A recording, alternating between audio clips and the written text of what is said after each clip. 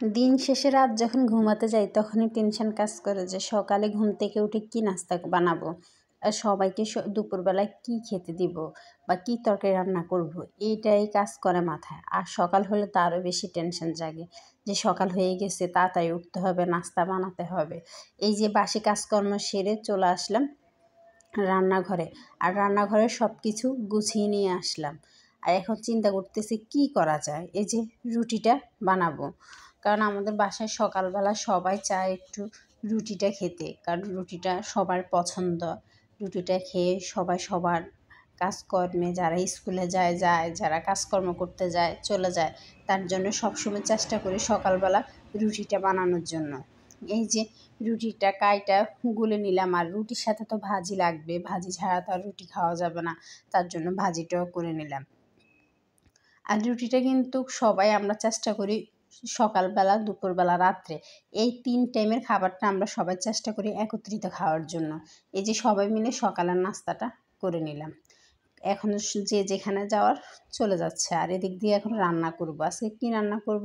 মুরগির মাংস ভুনা করব, আর সাথে সাদা ভাত থাকবে, আর কোনো ঝামেলা করব না।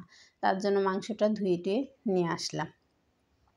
আর মাংসটা আমি এদিক দিয়ে ভাজতে শুরু করে দিলাম।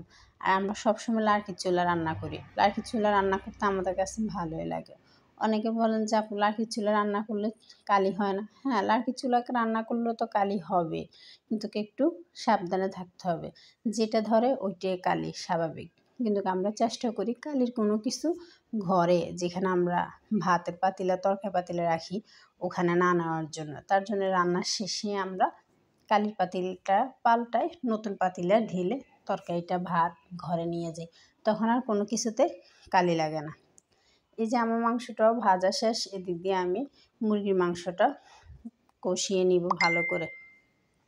আর একটা কি জানেন, সবসময় চেষ্টা করি এই যে নিজেদের হাতের কাজগুলো একটু তাড়াতাড়ি সারার জন্য, যতটা তাড়াতাড়ি করা যায় আর কি। তার জন্য আমরা সকালবেলায় ঘুম থেকে উঠে তাড়াতাড়ি চুলার কাছে চলে আসি রান্নাবান্নাটা সেরে নেওয়ার জন্য। এই যে দেখুন, আমার এদিক দিয়ে মুরগির মাংসটাও হয়ে গেছে। আর কালির পাতিলা থেকে ঢেলে আমি অন্য একটা পাতিলা নিয়ে নিলাম, যে পাতিলা নিচে তলেতে কালি নাই, ওই পাতিলা। এই যে আমার সবগুলা মাংস এখন ঢেলে নিলাম। এই যে আমার ভিডিওটা আজকে এখানে শেষ করলাম। সবাই ভালো থাকবেন, আবারও দেখা হবে নতুন কিছু নিয়ে। আল্লাহ হাফেজ।